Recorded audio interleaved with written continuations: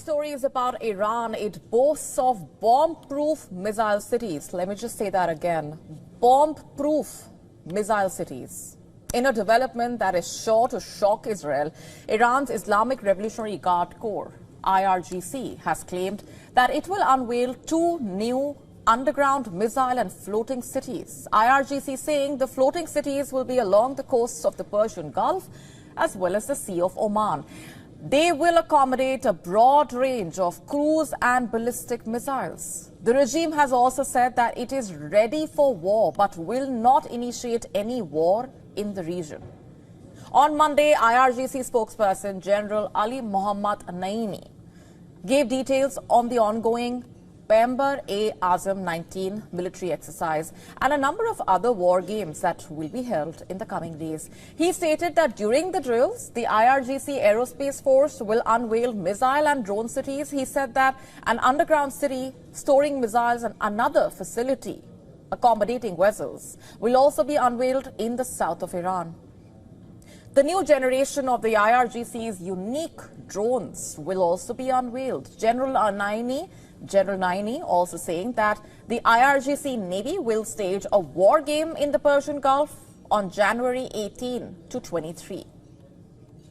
In addition to that, around 300 combat vessels will also take part in an exercise on January 11. According to the IRGC spokesperson, this is for smart traffic control at the Strait of Hormuz. On January 27, the largest naval parade will be held with the participation of around 2,000 military and civilian vessels.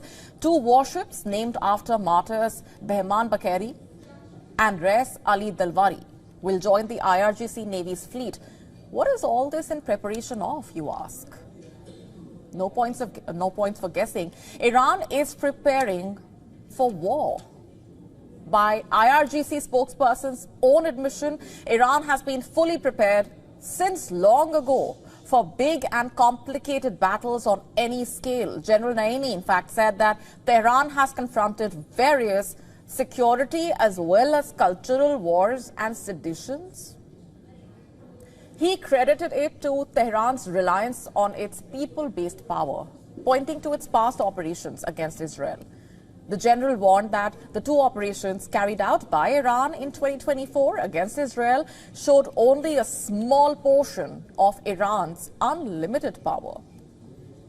Remember, on April 13, 2024, Iran launched a retaliatory attack on Israel and the Israeli-occupied Golan Heights. The code name for this attack was Operation True Promise. The attack was carried out by the Islamic Revolutionary Guards Corps, IRGC, in collaboration with the Islamic Resistance in Iraq, Hezbollah, and the Ansar Allah, or the Houthis. Then, on the 1st of October 2024, Iran launched a second retaliatory attack on Israel. About 200 ballistic missiles were fired at targets in Israel in at least two waves. That was the largest attack during the ongoing Iran-Israel conflict. Iran's code name for the attack was Operation True Promise 2. Announcing Iran's intention to carry out the drills this month, the IRGC spokesperson issued a stern warning to Israel. He warned that Iran can act against Israel on a magnitude multiple times bigger and with greater accuracy, speed, and destruction. Iran's warning is bound to worry Israel, especially as Israel is coming to grips with its mounting death toll in Gaza. On Monday, 2 Israeli soldiers were killed, 4 others were seriously injured in fighting in the northern Gaza Strip. Both soldiers served in the Nahal Brigade's 932nd Battalion. Their deaths bring Israel's death toll in the ground offensive against Hamas in Gaza to 397. Meanwhile, in a separate incident on Monday, 2 other soldiers with the Nahal Brigade's reconnaissance unit were seriously injured in fighting in northern Gaza. They were evacuated to Israel for treatment. Remember, Israel and Hamas have been at war for nearly 15 months now. According to the United Nations, in the Gaza Strip, Israel has waged one of this century's most destructive wars, killing tens of thousands and plunging at least half of the population into famine-like conditions. About 7% of Gaza's population has been killed or injured since the start of the conflict in October 2023. The World Health Organization has verified 654 attacks on healthcare facilities, which have resulted in 886 deaths. Meanwhile, Israel has for months resisted pressure from Western allies to allow more humanitarian aid into the enclave. As far as ending the war is concerned, on Tuesday, Hamas stood by its demand that Israel fully end its assault on Gaza under any deal to release hostages. Officials from Hamas and Israel have been holding talks with Qatari and Egyptian mediators in what is being described as the most intensive effort in months to reach a ceasefire in Gaza. The outgoing U.S. administration is leading a final push for a ceasefire deal before Joe Biden leaves office. And many in the region now view Trump's inauguration as the unofficial deadline. But with the clock ticking, both sides are digging in their heels and continue to accuse the other of blocking a deal by adhering to conditions that torpedoed peace efforts for more than a year. And our next story is about women's emancipation in the Vatican. Pope Francis has named the first woman to head a major Vatican office. The Pope has appointed an Italian nun to become prefect of the department responsible for all the Catholic Church's religious orders. This is a key milestone for women's empowerment. You see, the appointment marks a major step in Pope Francis's aim to give women more leadership roles in governing the Church. It is a historic move. Sister Simona Brambilla is the first woman prefect in the Vatican. Let's just tell you more about what the move really means and why it's hugely significant.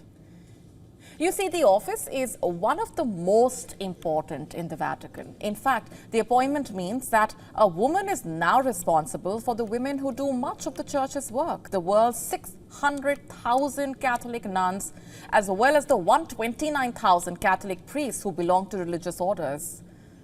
According to Thomas Groom, a senior professor of theology and religious education at Boston College, who has been quoted by AP, it shows an openness and a new horizon or possibility. Let's just contextualize this for you further.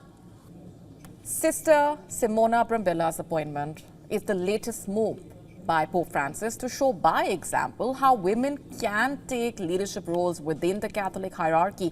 Although without allowing them to be ordained as priests, Catholic women have long complained of what's being called second-class status in an institution that basically reserves the priesthood for men. Pope Francis made Sister Simona Brambilla's appointment possible with his 2022 reform of the Holy See's founding constitution, which allowed lay people, including women, to head a diocesary and become prefects. Now, a key challenge that she will face is the plummeting number of nuns worldwide. According to Vatican statistics, reportedly, it has fallen by around 10,000 a year for the past several years, from around 750,000 in 2010 to 600,000 last year. While Pope Francis has upheld the ban on female priests, there has been a marked increase in the percentage of women working in the Vatican during his papacy, including in leadership positions, from 19.3% in 2013 to 23.4% today. This is as per statistics reported by the Vatican News. Among the women holding leadership positions are Sister Raffaella Petrini, the first ever female Secretary General of the Vatican City State, responsible for the territory's healthcare system, police force, and main source of revenue, the Vatican museums, which are led by a laywoman, Barbara Giutta. Another nun, Sister Alessandra Smerilli, is the number 2 in the Vatican Development Office, while several women have been appointed to under-secretary positions. Let me now ask you a question. What's your New Year tradition? Perhaps to indulge in some delicacies when you start off the year. Now, does that entail certain kinds of fish? What kind do you like? Have you heard of the Onodera group? a Michelin-starred sushi chain, paid a whopping 207 million yen, which is roughly $1.3 million, for a bluefin tuna at Tokyo's renowned fish market auction. Now, what is so special about this tuna, you are wondering? Weighing just 276 kilograms, the tuna is roughly the size and weight of a motorbike. Let that sink in. And what's more, the same tuna secured the second highest price ever paid at an annual prestigious New Year auction. Let's just tell you more about what really happened. On the 5th of January, Tokyo's prestigious Toyosu fish market, widely considered the world's largest seafood market, held its annual New Year auction. And the Onodera Group has yet again emerged as the highest bidder. But as it seems, the Onodera Group's obsession with tuna is evident from the fact that it does not mind shelling out a fortune for the fish year after year. As reports suggest that the same group paid top price at this auction for 5 consecutive years. Just last year, in 2024, the group spent a total of 114 million yen for the top tuna. As per the BBC, the Onodera Group also saying that the tuna would be served at its Michelin-starred restaurants across Japan. However, none of this beats the most expensive sale which took place in 2019 when Kiyoshi Kimura, a popular Japanese sushi restaurant owner, forked out 333.6 million yen for a 278-kilo bluefin tuna, considered record-breaking in Japan's history. Among all tunas, bluefin tuna is the largest and could also be very expensive. Not just that, it's often used in dishes like sushi and sashimi and can be used in a lot of preparations as well to throw a feast. Reports suggesting it's also the sale of fish like this that sustains Japan's fishing industry. And what's more, during the COVID-19 pandemic, the New Year tunas commanded only a fraction of their usual top prices as the public was discouraged from dining out and restaurants had limited operations. Hence, the motorbike-sized tuna sale is a bold affirmation of the fact that the demand for the fish is back with a bang. And everyone in Japan wants a slice, it seems.